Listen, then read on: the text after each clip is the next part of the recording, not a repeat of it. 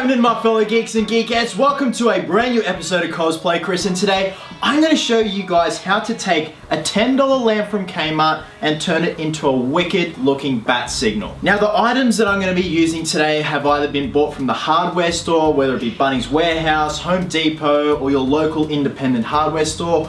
Also things that I have found around the house. Now, you guys can add whatever you want to it to make it look like your own stamp on the Batsignal, but today I'm going for something that's not too over the top, yet still recognizable, and I will be using the Batfleck logo as the main insignia in the lamp itself. Now, the components that I'm going to be using today, of course, is the $10 lamp from Kmart, which is just perfect. So the first step that we're going to be doing is actually lowering the lamp itself by removing some of this support area here with an angle grinder. Now, the bulb I'm using is just an 18 watt Edison screw bulb. Now, like I mentioned, the logo we're going to be using is the Batfleck one. Now this is made of Perspex. This was CNC'd by my buddy Miles. You guys can cut this out by hand. I just wanted something a bit more machine-like, but like I said, you could totally cut one of these out by hand and grind it down on an angle grinder or a bench grinder. So that is going to be mounted in the middle there. Now, this is an attachment for plumbing. This is made of PVC. This is like an adapter you get for PVC pipe, and it just so happens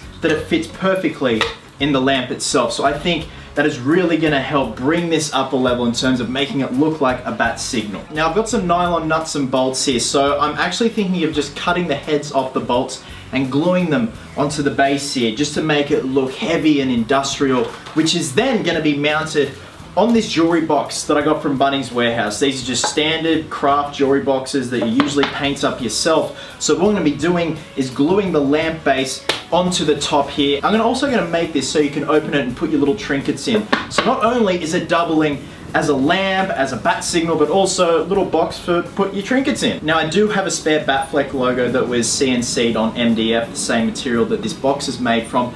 So I figured I'd glue this on the front here, and the paint scheme that I'm going for is concrete, heavily weathered with dirt, muck and grime. Probably put a clear gloss on it by the end to make it look like it's been raining, as well as the signal itself. Now, amongst that, for cosmetic use, this is not going to be functional at all. I've just got some random pieces of wire from Bunnings Warehouse. I also have an adapter that I found around the house that I no longer need that could act as a power box at the front of the signal itself. And I also found two wall plate inserts that I'm going to mount in the back of the signal and have these two wires feeding out of it into the little adapter that's going to double as the power box. And finally, I got some stainless steel cable ties to go around the body of the signal, because sometimes you see on a Batsignal it has these straps that have been heavily weathered and riveted into the body of the signal itself. I just think it would be a nice little touch. Oh, and one more thing, I am going to glue some rivet heads around the perimeter of this insert here, the PVC insert. Now, the catch is I'm going to try and do this all in one day. You guys have seen Adam Savage on Tested doing his amazing and epic one-day builds.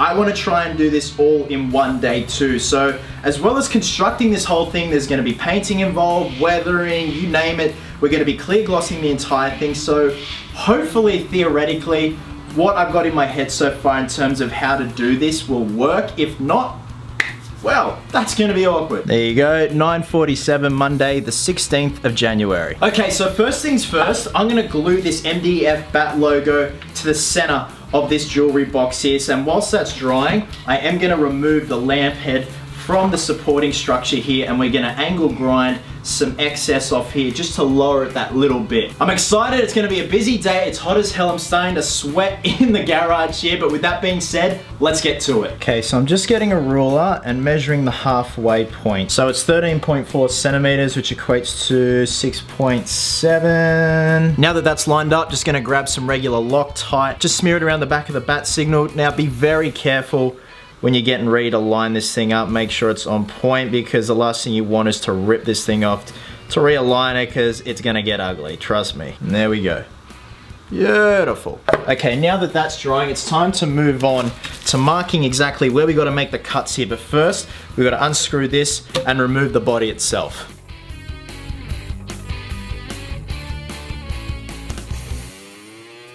Now, ideally, I want this adapter that's going to double as a power box at the front. So it means drilling two holes in so we can slot it in like so. So that can give us a pretty good idea of how far down we need to go in terms of lowering the structure. So I think We're sitting pretty good if we're about down to there.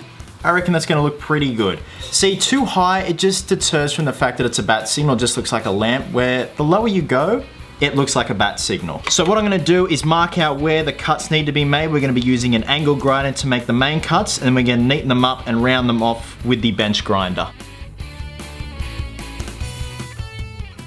Okay, now that I've made the markings on both support posts, it's time to use the angle grinder and cut off the excess. Now I have put a brick in the middle of the base here, so it does not want to go anywhere once the angle grinder makes contact. And with that being said, I can't stress enough, guys, whenever you're using an angle grinder, bench grinder, anything that has flying metal headed your way, goggles and gloves, trust me.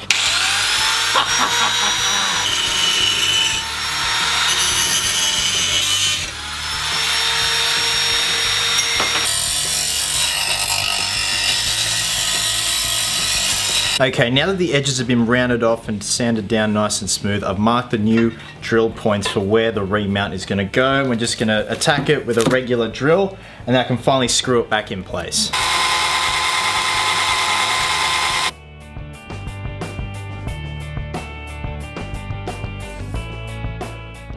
Okay, so we're just gonna use a flat grey primer to prime the wood itself, but not only is this gonna prime the MDF, it's also gonna act as a base color for the concrete type color scheme that we're gonna have going on here, as if it's like a piece of building that the bat signal is gonna be bolted onto.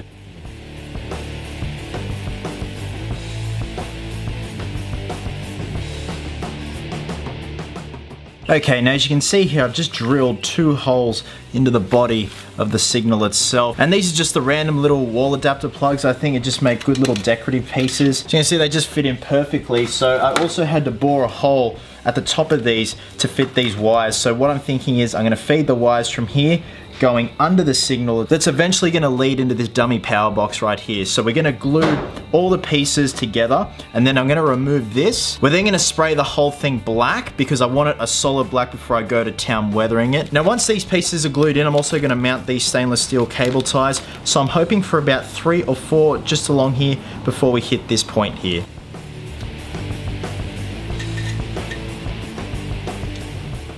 Now before I glue this adapter on, I did give the surface here a bit of a sand just so it helps the glue adhere these 2 pieces together, and I did end up cutting off those 2 prongs here because it was just going to be way too hard to drill through that thick plate steel. It's just easier to Loctite the thing on.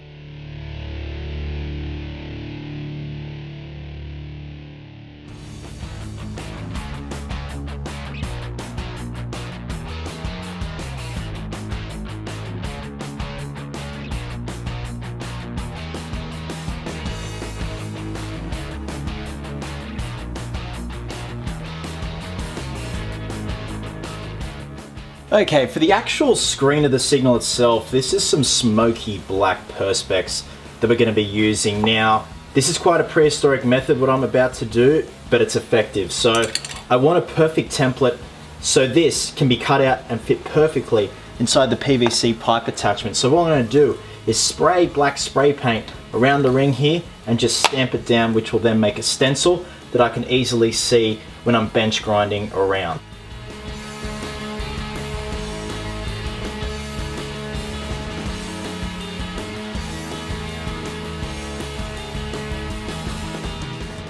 Okay, the time has come to finally mount this onto the lid of our jewelry box. Now, the beauty part, the bottom is, this is lined with foam, which is going to adhere to the MDF almost instantly. So it'd be a little bit more trickier if it were just this plain steel and we're trying to adhere it to the MDF itself. We need a much more stronger glue. So again, I'm just using regular Loctite. Now be very careful and mindful where you're going to placing it. I want to center it as best as possible.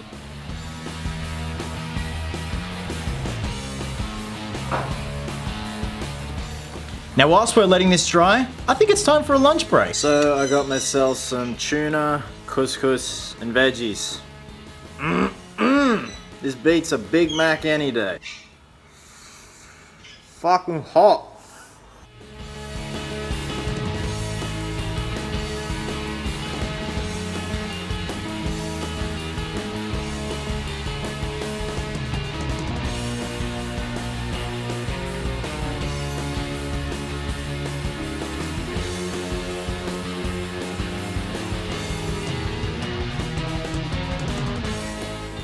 Okay, so what I'm doing now is using a fine grit sandpaper on the Perspex sheeting here, and what this is going to do is kind of defuse the harshness of that bulb that is inside the lamp, because at the moment it's completely see-through and it just kind of gives away the illusion of it being a bat symbol. So by using a fine grit sandpaper on both sides, it's kind of going to disperse that light and even it all out and soften it. So it's really going to illuminate that Perspex logo that we've got right here. Okay, so now it's time to permanently fix the bat logo onto the screen itself. As you can see here, I've centered the circle, and I've centered the bat signal, and I've lined up all the points of the wings here just with a marker that I will remove later on with some acetone. So by the looks of it, we are centered right there like so. Just like sanding the screen here, I am going to be sanding parts of the back of the symbol here, which is just going to help the two plastics bond stronger together. You don't want to press down too hard just yet because it still is at that slippery stage. So I'm just going to leave it for about a minute before I start pressing down. And there we go.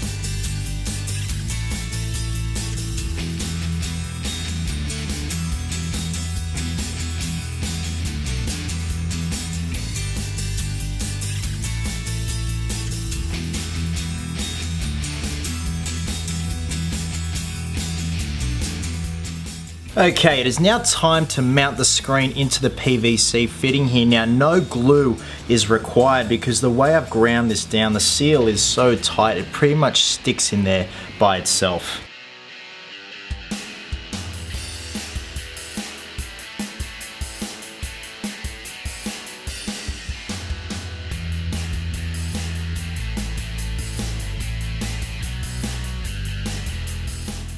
Okay, now it's time to start weathering this bad boy up and we can finally put it all together. So all I'm doing is getting some sandpaper and just running it ever so lightly over everything, and that's going to expose some of the metal and just really give it a nice weathered touch.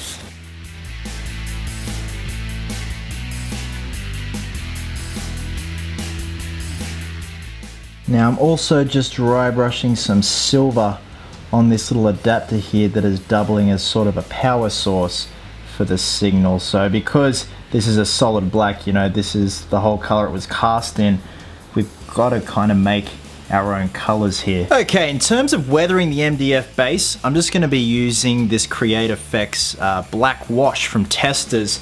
As you can see here, I've already done a portion here, and it just looks beautiful. It just looks like, you know, soiled and weathered concrete. So essentially it's just running it all over the surface. It doesn't matter how messy you are. You don't have to be neat or anything because we're not going for neatness here. We're going for an organic kind of weathered look. And then just grab some paper towel and just very aggressively dab off the excess. And then what we're left with is a texture that almost looks like ruined old concrete. Okay geeks, we're on the home stretch. What I'm doing now is just inserting and permanently fixing in place these dummy wires here. They're going to feed from this little mount here all the way around until the little mock-up battery pack that is sitting at the front of the signal. Now I just want to also point out, I added a wire cover here. If you don't know what they are, it's sort of a cover that is split right down the halfway mark there, and you can put wires in it and just gets rid of unsightly bunch wires. But I figured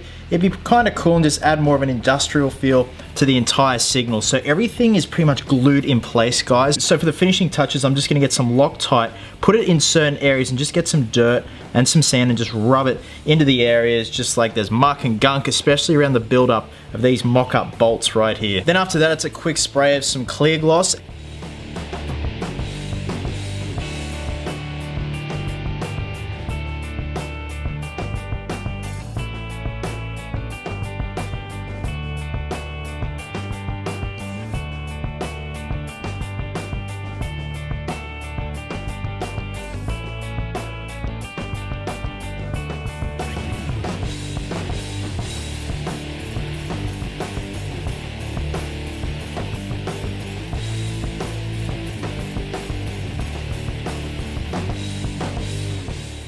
Alright guys, after the clear gloss has dried, the final step is just to strategically get some baby powder, and we're just gonna rub it all around the body of the signal so it kind of softens the harshness of the dirt that has been caked onto the signal itself.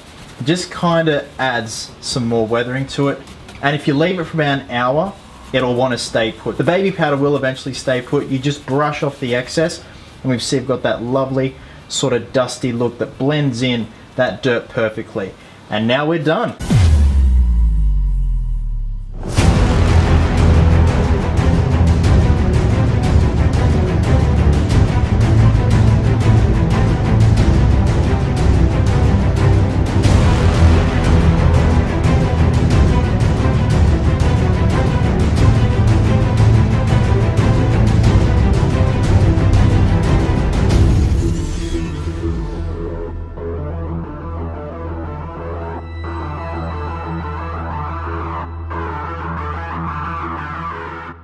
So thanks very much for watching, guys. Now this build acts as a really good lamp for your desktop and also a place to store your wallet, your phone, your keys. Now I did say this is a one-day build. The time is now 5:21, still on Monday the 16th. So the entire budget for this Batsignal build was $45. That was the lamp from Kmart, and all the other supplies were from Bunnings Warehouse, and any other stuff was just found around the house. Hope you guys are well, hope you guys are happy, be merry, be silly, and until next time geeks, please always remember, cosplayers do it best.